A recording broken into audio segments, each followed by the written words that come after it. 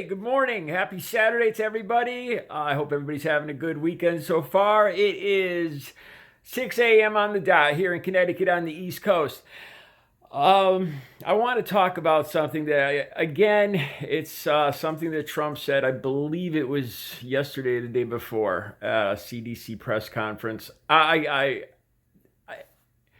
can't believe. I always think there's no way that I could be more shocked, more dismayed, more terrified at something Trump says, and then it's the next day and he says something even worse. Now, what we have here is him at the CDC. We have a cruise ship. I believe it's off the coast of California. 2,000 people, I'm pretty sure. I have to apologize. I don't know the exact numbers, but a good portion of them have tested positive for the coronavirus.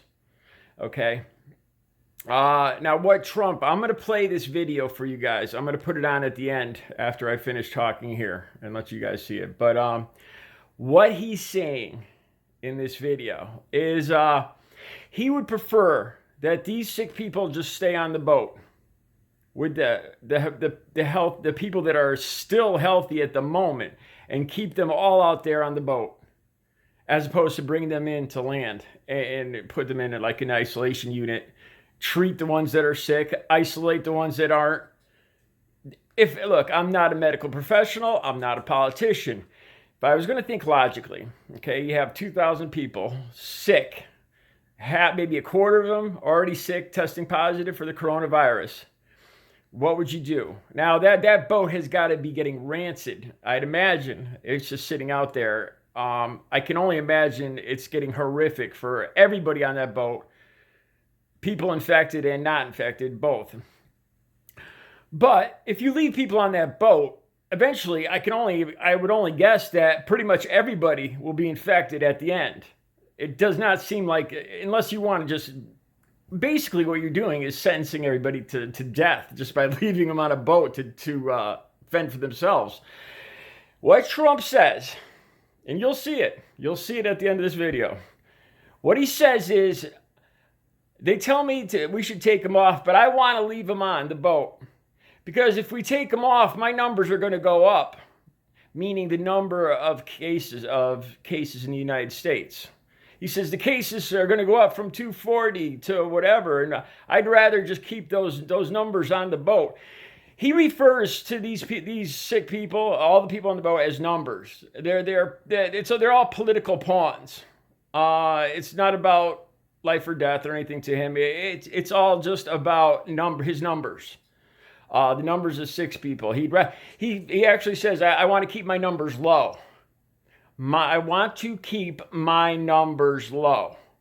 He's referring to the number of United States citizens that have contracted COVID-19 or confirmed to be tested positive, however you want to phrase it.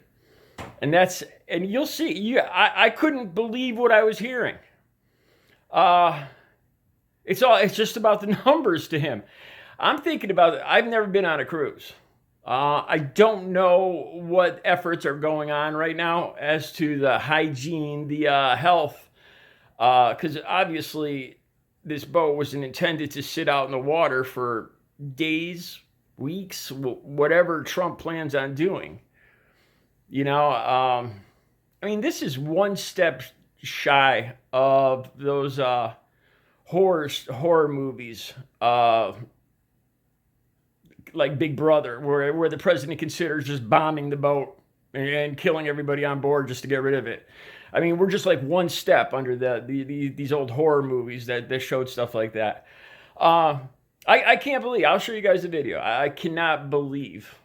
And even more than that, you still have this 40% of Trump supporters that are okay with this.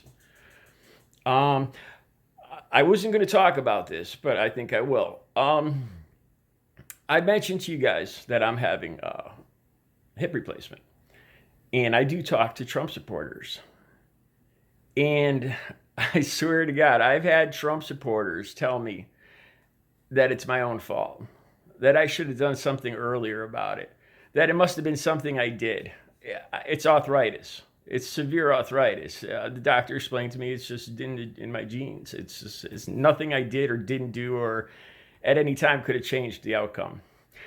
But this is an example of the lack of compassion and empathy. Seriously, I'm not saying all Trump supporters, but I'm shocked and amazed. It gets worse and worse. Anyway, here's the video. See it for yourself. I was almost speechless. You guys have a good Saturday. Same costume he wore when he went to Puerto Rico after Hurricane Maria. Weirdly, why? He's in the White House. He's bragging that he got $8 billion when he only asked for $2, and that the coronavirus came out of nowhere. And in the middle of all this, he's joking with reporters and tossing his pen to them, just like he tossed those paper towels to the people of Puerto Rico. And if you're concerned at all about what his priorities are, then listen to him at the CDC today. He is talking about what to do with a cruise ship off the coast of California right now that is filled with Americans, thousands of them, who have been exposed to the coronavirus. They would like to have the people come off. I'd rather have the people stay, but I'd go with them. I told them to make the final decision. I would rather, because I like the numbers being where they are. I don't need to have the numbers double because of one ship. That wasn't our fault. I like the numbers. I would rather have the numbers stay where they are. But if they want to take them off, they'll take them off. But if that happens, all of a sudden your 240 is obviously going to be a much higher number. And